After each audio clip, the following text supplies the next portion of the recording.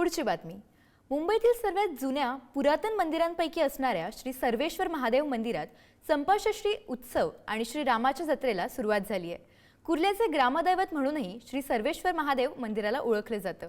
तर या मंदिराच्या परिसरात गेल्या 142 वर्षांपासून श्रीरामाची पारंपरिक जत्रा भरवली जाते. या पालखीला रामाची पालखी किंवा रामाची जत्रा असंही म्हणतात. ही जत्रा चालणार आहे याचाच आढावा घेतलाय आमचे प्रतिनिधी धनंजय दळवी यांनी.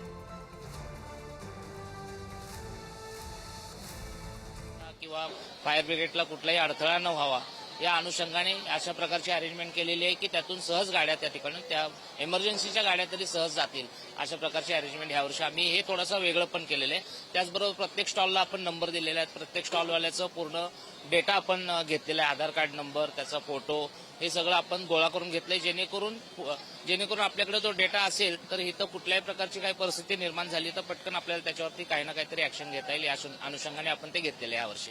हे मंदिर अतिशय छोट्या स्वरूपात इथल्या काही साधकांनी इथे साधना केल्या होत्या आणि त्रेतायुगामध्ये भगवान राम देखील या परिसरामध्ये येऊन गेले. पालखीचा आणि रामरायाचा संबंध आहे असं देखील त्या सिद्ध साधकांनी इथं सांगितलं. त्याचं 1.5 तासाचं जवळजवळ रेकॉर्डिंग आता मंदिरच्या भाविकांकडे उपलब्ध देखील आहे. तर अशी ही परंपरा चालत आलेली आहे आणि गिरणी कामगारांनी ज्या प्रकारे त्या परंपरेला जोपासलंय हे कौतुकास्पद आहे. आणि गावकऱ्यांनी या परंपरेचं वहन करताना गेली 24 वर्ष कुर्ल्यातली सर्व मंडळं एकत्र येत आहेत, सर्व राजकीय पक्ष एकत्र येत आहेत.